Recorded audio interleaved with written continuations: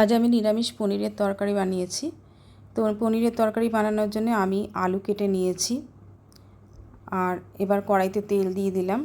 তেলের মধ্যে আমি গোটা গরম মশলা, তেজপাতা, জিরে দিলাম। আলুগুলো ছেড়ে দিলাম। আলুগুলো হালকা করে নাড়িয়ে ভেজে নিচ্ছি। আলুগুলো হালকা বাদামি করে ভেজে নিচ্ছি। এর মধ্যে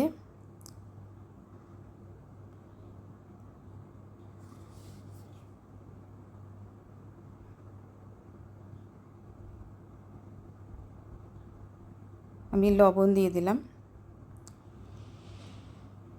একটু হলুদ দিলাম, আদা বাটা দিলাম। এতে আমি জিরে ধনে কোনো গুঁড়োই দিই না, ব্যবহার করি না। এটা আমি ভালো করে মশলাটা মিশিয়ে নিলাম। এবার টমেটো আর কাঁচা লঙ্কা কুচো এর মধ্যে আমি দিয়ে দিলাম। কাঁচা লঙ্কাটা আমি চিড়ে রেখেছিলাম, কুচো করলে ঝাল হয়ে যায় বলে। একটু কাশ্মীরি লঙ্কার গুঁড়ো দিলাম আর শাহি পনির মশলা একটু দিয়ে দিলাম। শাহি পনির মশলাটা ব্যবহার করলে একটু টেস্ট আসে, ওই জন্য আমি এই মশলাটা ব্যবহার করি।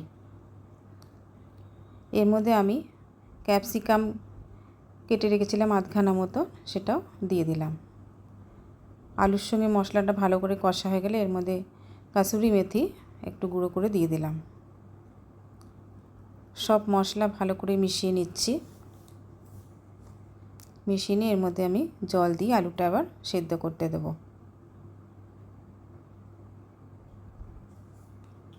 10 মিনিট মতো সেদ্ধ করার পর আলুটা আমার সেদ্ধ হয়ে গেছে।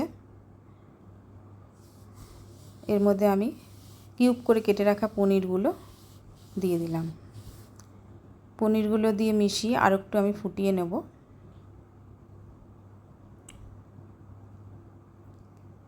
একটু বাটার দিয়ে দিলাম, 1 চামচ মতো বাটার আমি দিয়ে দিয়েছি এতে, তাতে আরও পনির তরকারির টেস্টটা আসে।